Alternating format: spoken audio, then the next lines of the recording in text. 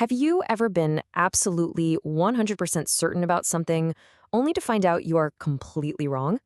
Yeah, it happens to all of us. The thing is, our brains are constantly playing tricks on us. So in this explainer, we're going to pull back the curtain on some of the most common ways our minds lead us astray. We're talking about cognitive biases. You've seen this, right?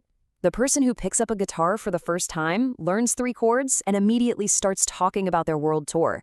Or maybe your friend who takes one online course and is suddenly convinced they're about to build the next big thing. Where does that almost superhuman but totally unearned confidence come from? Well, it's a classic trick of the mind, and believe it or not, it has a name. And that name is the Dunning-Kruger effect.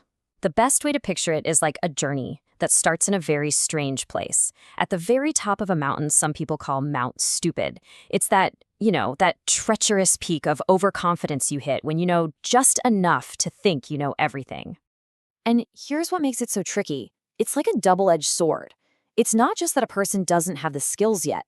It's that they also lack the self-awareness to even see that they're missing those skills. Their own incompetence literally blinds them to their incompetence. It's a wild paradox when you think about it. And this comparison just lays it out perfectly. The novice, well, they only see the tip of the iceberg. Everything looks simple, right?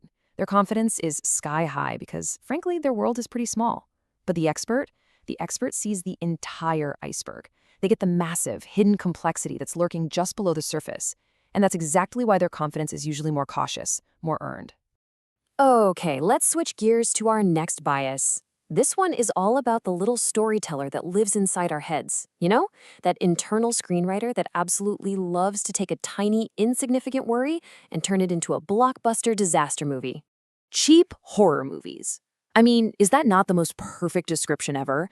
It's that mental spiral where a small concern suddenly gets a dramatic soundtrack, scary lighting, and a terrifying ending. We've all been the star of that movie. This bias has a name too. It's called catastrophizing. And just look at the script our brain writes for us. It starts so small, a simple typo in an email. That's our opening scene. Then, boom, the negative assumption. Oh, they must think I'm totally incompetent. And before you can even hit undo, you're at the disaster finale, completely convinced you're getting fired. All of that drama from one misplaced comma. Our brains are terrifyingly efficient horror writers. So we've seen how our brains can make us overconfident about our skills, and at the same time over-dramatize our fears. So what's the common thread here? It's a blind spot. It's a failure to see things clearly. And this brings us to a really powerful idea, a whole new way of thinking about what intelligence actually is. Now let's be really clear here. This has nothing to do with your report card, your GPA, or your test scores. Look, those things measure a certain kind of knowledge, for sure, but they completely miss something way more fundamental about how our minds really work. And here it is. This is the core insight. Real intelligence isn't just about knowing a bunch of facts. It's about knowing yourself. It's having the self-awareness to see the Dunning-Kruger effect creeping into your own thinking, or to catch your brain when it starts writing one of those horror movie scripts. So low intelligence, in this sense, isn't a lack of knowledge. It's a mind that just can't see its own flaws. Which, of course, leads us to the most important question of all. So what do we do about it?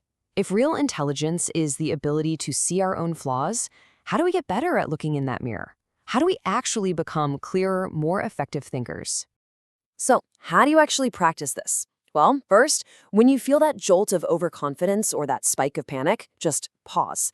Stop and question that initial gut reaction. Second, you gotta rewrite that horror script.